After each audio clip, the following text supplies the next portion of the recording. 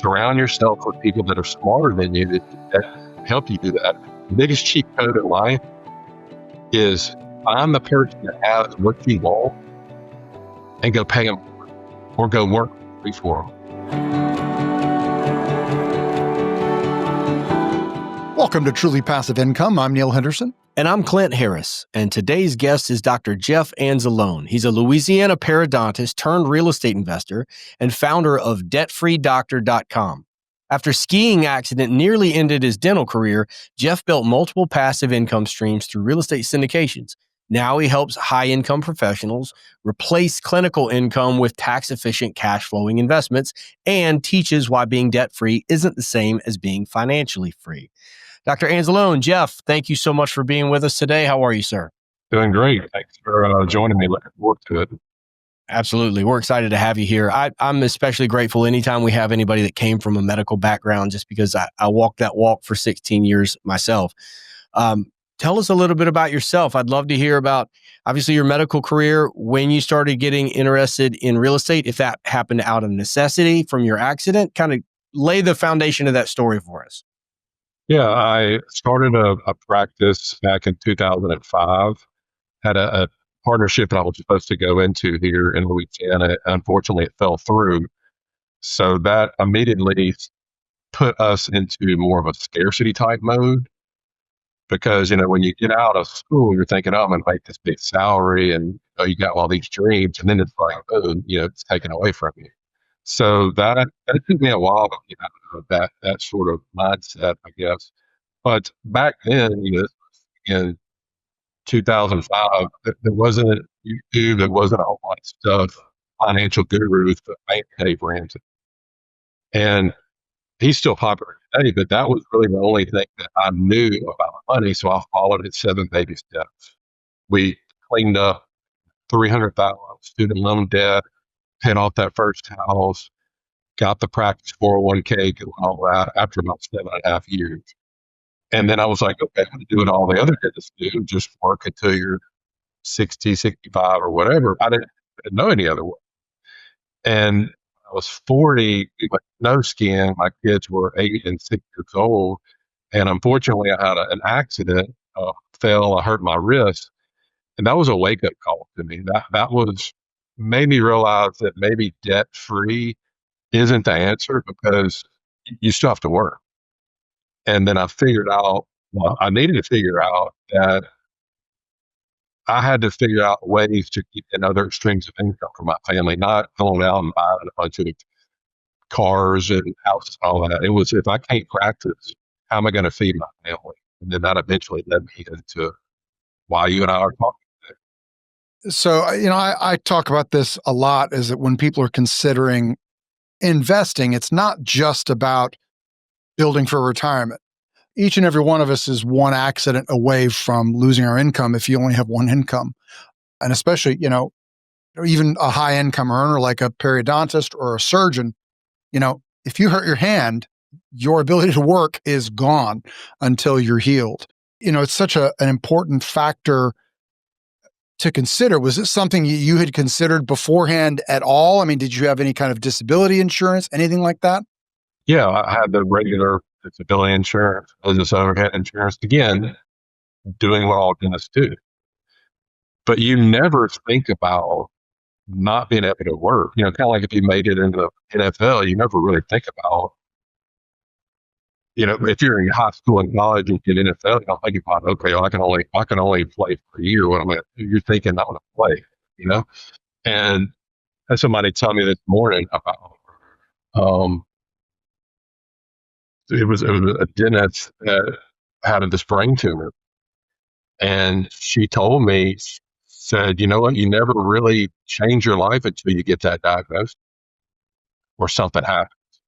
Think about the heavy person you hadn't seen in years, and you see the guy and you're like, man, how'd you lose 100 pounds? What do they usually say? I had chest pain, I had a heart, it was something, had a diagnosis to make them change their life. And I think that's why I've actually followed through with it, because I have a strong why. And most of the people that come to me ask me for advice, I can tell just by conversation, I got to go through anything, because they don't have a strong enough why to really get them to do that. And it's hard, it's tough. You have to be consistent with it. It's just great going to work because I want to, not because I have to.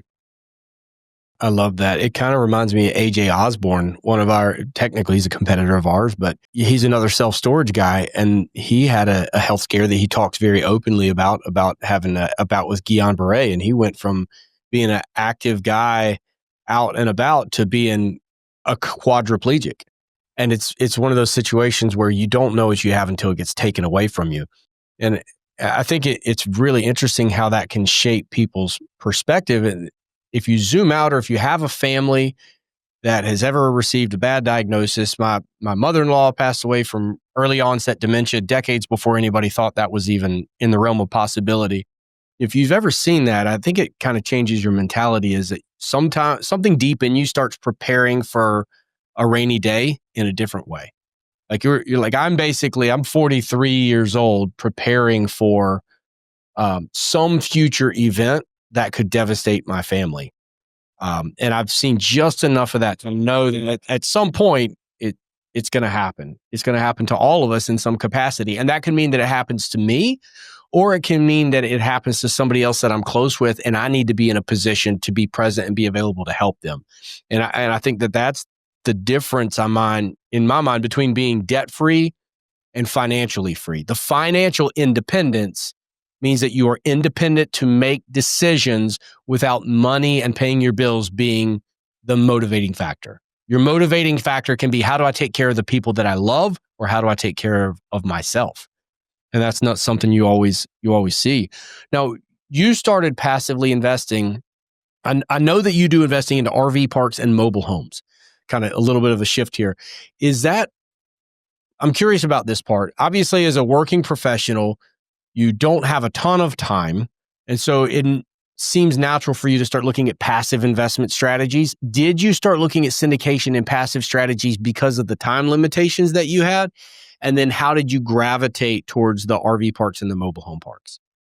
Yeah, back then I thought getting into real estate meant you go buy a house and you put a tenant in it. And I was getting ready to buy a single family house here, had a friend that was helping me. And I wound up going to a meeting in Dallas that a dentist was putting on about real estate. So I said, okay, I'm going to go learn how to be a better landlord. And it really opened my eyes to all the different ways you can invest in real estate. I'd never heard of syndicate. I never heard of, different hard money lending and all these different things. And that's what made it. Back then, crowdfunding was just starting to get big. And I started off doing a little bit of crowdfunding, and I wrote an article about how I lost $50,000 with realtyshow.com. And most people would have quit. But again, I was learning, making a little bit of money, but I figured out who you invest with more than the numbers they put in. And I've lost a lot of money along the way. Partnerships have fallen through, did apartment storage, Airbnb. And I just made connections with people that are in mobile homes, RV parks. I'm from Louisiana. It made sense to me, and it's just fantastic. You said you lost that first $50,000 on that deal in realty shares. And you said, the one lesson you learned was, it sounds like, bet on the operator, not the deal. What other lessons did you take away from that first deal? The biggest lesson was I didn't know what I was doing. I was looking at a picture of an apartment in Oklahoma City, and I was looking at these numbers, and whenever the high, I'm looking at these, they can put anything they want on. I was just looking at all these pictures. That looks good. That's paying a high image. It was kind of like window shopping, and that's how I started. And, too much is given, much is required. And I figured out and it made it basically showed itself pretty quickly. But I took a step back. I started meeting the people, learning from people, and realized that what they say, these crowdfunding sites, that they vet all these people and all this, that's not true at all. And I know for a fact. So my advice is, if you do crowdfunding, make sure that you're able to talk to the people, the sponsors you're investing with. You go to the projects, you talk with other investors. That really, if you can invest a considerable amount of money, it's not like buying $100 worth out the stock. I mean, if you're putting six figures into something, I recommend you do your own due diligence. And I didn't do it. Well, I think you made a classic mistake that a lot of people who LPs first mistake when they first learn about syndication, which is they start IRR shopping. If I got this deal that's, 5-year deal pays out 21%. Oh, but I got this one over here that, says it pays out 25 in 5 years, and they, with no consideration for who's the operator, what's their track record? Who are the other investors? Really digging into the deal and being careful. A lot of people will say, well, you really got to know the deal. Here's the thing as an LP, you're not going to know the deal all that well. That's just not, you're not living this every day. I mean, certain things that you need to understand, you need to understand that operator is giving a pro forma. It's their best guess.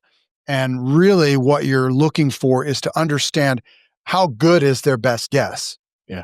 And I think really what you need to come, the way you do that is sort of get a feel for what their background is. How many deals have they done? Is this their first deal in that space? It's just, that's kind of typically when I'm advising people on getting into being a professional LP is where they start. I think there's more to unpack there. I think that, in fact, I would say it's been done backwards. Most of the time, people are looking, especially starting out, and especially people from the medical community that don't have, you can't really run in this circle anywhere else than just trying to jump in and learn about alternative investment strategies and syndication. You don't learn about this in your dental office, at the hospital, anywhere else, unless you are dedicating yourself to diving in and learning about this. And there's always lessons that you learn, usually the hard way, when you dip your toe in. Most people dip their toe in exactly like you said, shopping for the IRR and looking at the deal. And later, they're like, oh, this looks good. Then they decide if it's an asset class that they want to get into. And then they decide if it's an operator they want to be in business with. And I think that's totally backwards. I think the number one thing people need to do is talk to their spouse, their partner, and figure out what are the goals that I'm trying to accomplish. And then who's an operator that I know, like, and trust that has goals that align with mine. And then look at an asset class and then look at the individual deal to see if it pencils. And the interesting thing about the white coat community and a lot of people coming from that background that are still working, a lot of times your goals and what you're looking for are different than what the average investor is looking for, or should be different. A lot of times what that investor needs is depreciation. If you're a really high income earner, you may actually need the tax benefits more than you need the income. So I think clearly defining what it is that you're looking for can help steer you more towards things like, short-term rentals or things like that are going to do really well from a depreciation standpoint. But what's even better than that? Oil and gas. And sometimes self-storage facilities. It really depends on exactly what you're trying to control there. Talk to me about debtfreedoctor.com. I want to hear more about the community that you built there. I know that you've built a community that you started out with over 200 accredited investors and you built that into an online community. And talk to me about your experiences of building a community, raising capital, and debtfreedoctor.com and what the purpose is behind that. Yeah, whenever the issue fell through my partnership, they don't teach you anything about opening a practice or business when you're in professional school. So I started renting space from an endodontist, root canal specialist. And I told him, I said, look, I want to eventually open my own practice. So I want you to teach me, I'll pay you then. I want you to teach me how to. And so he knew from the get-go what my goals were. So as you can imagine, that was a pretty strong why. I had to get to the point I could start my own practice. So I just was writing stuff down. And I was learning about things along the way. I've always been interested in investing in money, had a pretty big lawn service growing up. So I decided to start a blog. Didn't know anything about blogging. Basically, if you can type, which now AI can do it for you. But back then you just get a WordPress site. If you can write an email, you can. And so I just started putting in things that I was learning, how people would benefit from, how how different things to start a practice for business, tax issues, and that just basic stuff. So that, and then about, hey, I'm going through these different things with these baby steps, and so I have that foundation. When the ski accident happened, I really ramped it up because I'm like, man, we need to do some other streams of income because this happened to me, and when you have just one stream of income, that's financial. Your financial security is very low. Again, they don't teach that in dental school or medical school. So I started putting in information about that. And then I looked up one day and I kind of had this little following, and I was telling people, hey, I'm getting ready to invest in this apartment syndication in Dallas. And the group that I was investing with, they said, hey, look, what if you, since you're already investing with us, if you go through the legal channels and all that, what if you took our emails and you kind of changed them to your tone of voice and you send it out to your list? I said, okay. So I just kind of took it and told them about it, sent out an email, and then later I sent out another email, and they told me, okay, well, between us marketing it to our list and you doing it, we've raised enough capital to get this apartment complex. I said, okay, good. And they said, well, how long have you been doing this? And I said, doing what? They said, raising capital. And I was like, what is that? And said, well, you just raised $2.4 million in 48 hours. I'm thinking, what? What are you talking about? So that I got it, because I was blogging, I got it. So, it's kind of like you just stumble into these things. I got outside, I guess you could call it my dental lane, which most dentists stay in their own lane, their whole career. But once you exit and go off into other directions, real estate or whatever, you start to meet other people. And that's how I got raising capital. And then 4 years ago, I looked up and said, I don't really read articles that much on videos. And I read the book, Do Not How. And that's what kept me from doing a YouTube channel. And then I said, well, I just need to find a dude to edit, make thumbnails, and publish for. So I just started taking articles that were popular and I would repurpose them into YouTube videos. And then now I really enjoy doing videos, and that's how most people connect with me now on YouTube. Wow, that's amazing. How many YouTube subscribers do you have? Just hit the 14,000 mark one other day. That's amazing. And that's mostly what you're doing is just posting other articles and putting your own commentary as a subject matter expert? That's what I was doing. Now with AI, I have like a little system to where, have you read the book, Malcolm Gladwell, Outliers? Outliers, it's been a long time, but I have. So I just find the outlier videos on these channels. So if you have a channel that only has 2,000 subscribers and they have a video that's got 100,000 views, it's an outlier.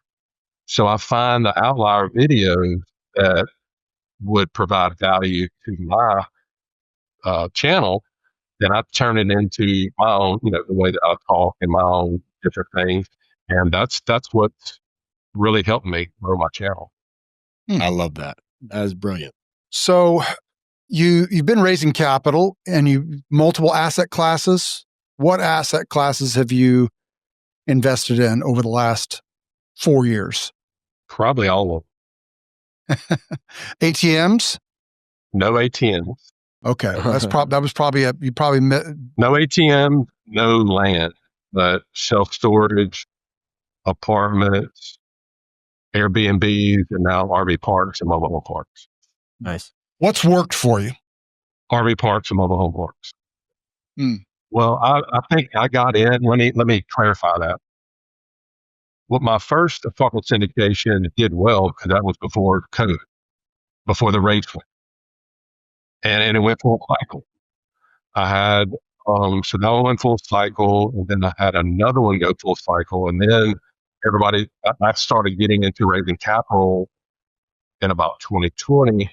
And then the rates were like 3.5%, 4.5%, 6.5%, 7.5%, 8.5%. And then what happened. Everything got crushed. Everybody calls distributions. So the majority of the home parks and RV parks that we've got, 7.5 to 8%. Guess what we're getting ready to do? A huge refi, which is going to save us just, I mean, we have 250 million in RV parks and 40 million home parks. We're going to do a whole refi it, which is going to be great. We're going to be able to give a lot of our investors their money back and then some, which they're going to love. So it's really, I think, maybe the luck of when I got in though. Maybe if I would have gotten in all RV parks, home parks back then, it would be different. It would be reversed. I don't know. Well, it's all a cycle. I mean, different things work at different times. Our job is to listen to what the market is giving us. And nobody's got a crystal ball and know what's happening next. But the reality is, no matter what scenario we find ourselves in, there is some strategy that's going to work. And real estate's forgiving. Sometimes you get into a deal and it's a bad deal and maybe you overpaid for it. But if you wait long enough, you can often come out smelling like roses. Like people see what their grandparents paid for something, like, man, what a great deal. That's a steal. Well, he may have gotten fleeced back then. It's just been 40 years and now it looks awesome, right? So like, it's a forgiving asset class if you can ride the waves. And that means you're secure with fairly low interest rate, fixed rate debt, long-term, and you got cash reserves and everything else. Otherwise, there's volatility and you stand to get spanked a little bit if things go wrong. But the reality is, there are things that are going to work in the next few years that wouldn't have worked a few years ago. And there's things that are going to work 10 years from now that people haven't thought about yet. And it's always cyclical. But the underlying principles and the fundamentals that make those deals work don't change. They've just been cycling over and over for hundreds and sometimes thousands of years. So that's great. I love the fact that you went from Dave Ramsey and the no debt mentality to Robert Kiyosaki and understanding the difference in good debt and bad debt and assets and liabilities, right? That's a jump, because a lot of people that believe the Dave Ramsey doctrine are so anti-debt that it keeps them from getting to the point of understanding the principle of leverage, because good debt and leverage can create tremendous wealth if done the wrong way.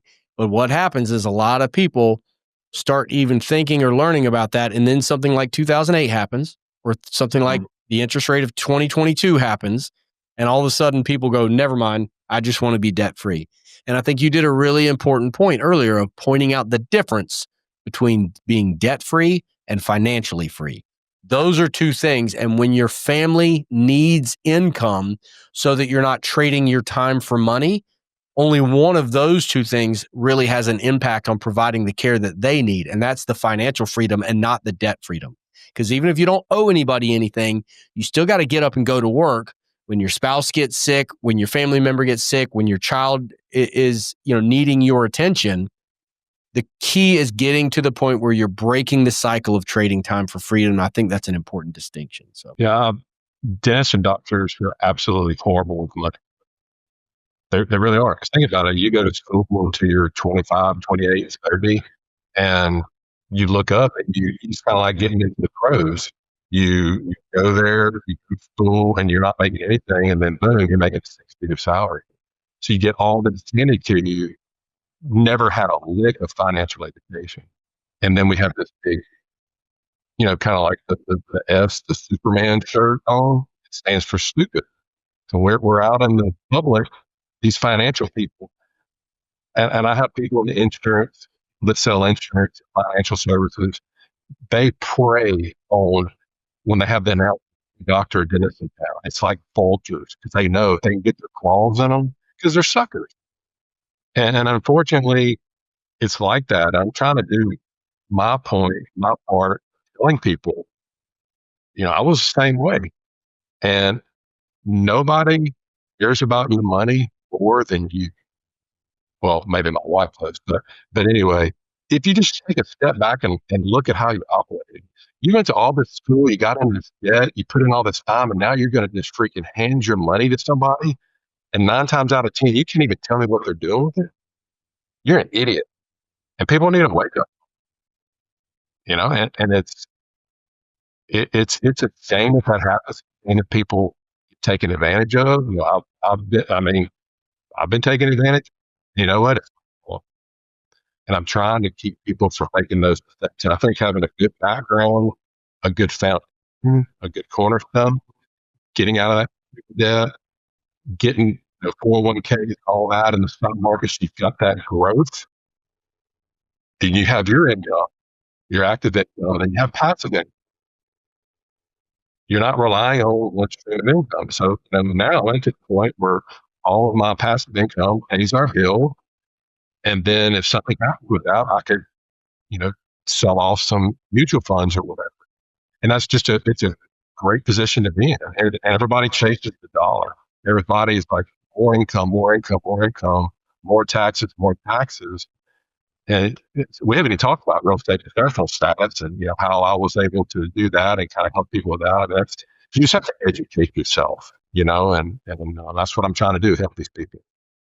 Well, and you brought up such a good point, and you really just sort of hinted at it, which is that medical professionals are highly educated, but they had to spend so much energy and time into the education around their profession that they come out and now suddenly they're a high income earner and they're easy prey for someone, who knows more about the financial side and can take advantage of them. It's kind of a cliche, around, I can't remember what the term they use for, sort of the standard dentist, offering, and Clint and I have had, Clint and I went to a dental conference last year, and the whole talk of that group was had recently been a big group of them that had lost millions from some guy who just up and flew off to Costa Rica.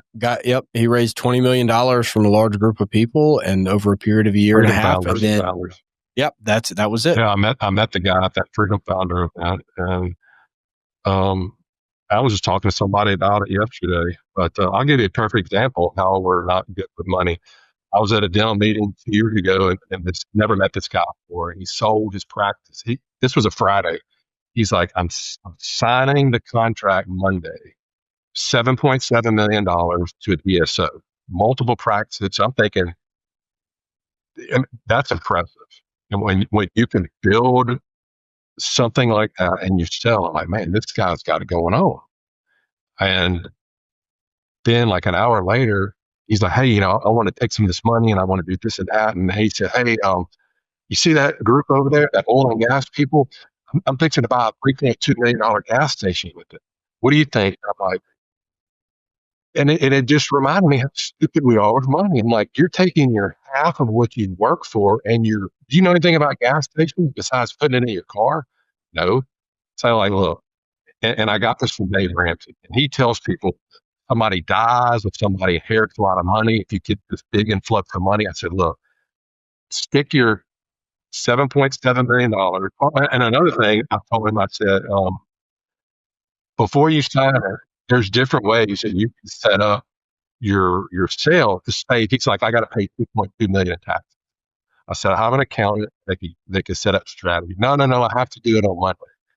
What did he do? He called me later. He said, I wish I'd listened to you because I could have saved $2 million. So again, it's just not smart finances. But I said, take your money, stick it in a money market account for 6 months, and then call me. Let all this die down. And he did that. It's like, man, I'm glad you told me that because that would have been the worst mistake and this and that. And I said, just start educating yourself. I said, because everybody was just like, he's getting $7 million. Let's just start. And we were raising capital for a deal. And I just said, and he was asking me about it. It's like, don't do it. Just put your money in there and educate yourself. Just what you said about what are your goals? They didn't have any goals in this wife. And then we kind of walked through it. And I've talked to him a few months ago. He said, I can't tell you how much I thank you for just kind of setting it straight. So my advice to your listeners is educate yourself, get your goals, educate yourself, surround yourself with people that are smarter than you that you can help you do that. The biggest cheat code in life is find the person that has what you want and go pay them. or go work for them. If you're trying to lose weight and you're in the gym and you get jacked up, hey man, you got me. What do you eat? Work out. I mean, it'll take you 6 months versus trying to do it on your own for 2 years.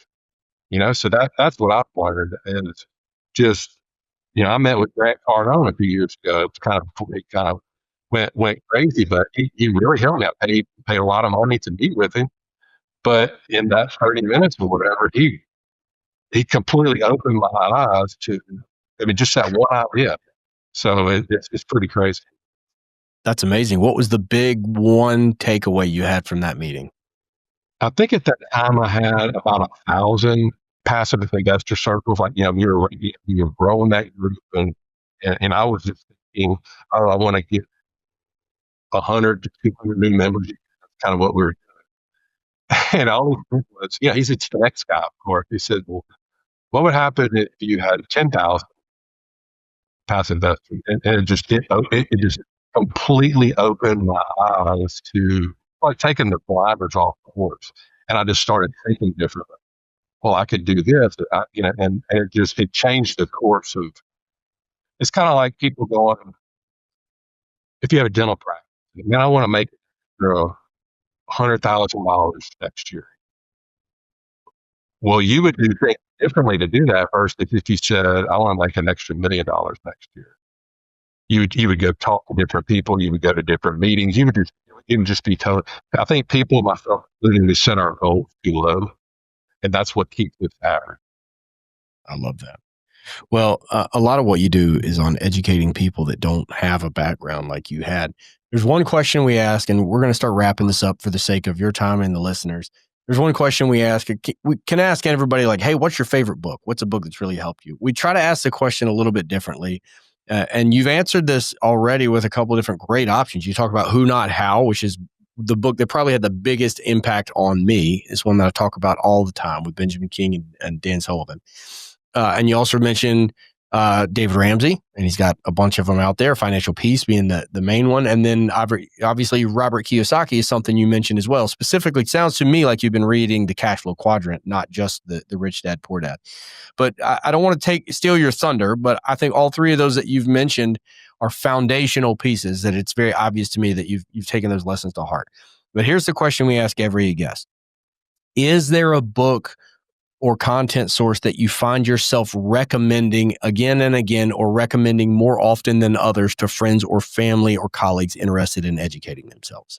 When it comes to helping them with their finances or? Yes, when it comes to growth towards passive investment strategies and reaching that level of financial freedom.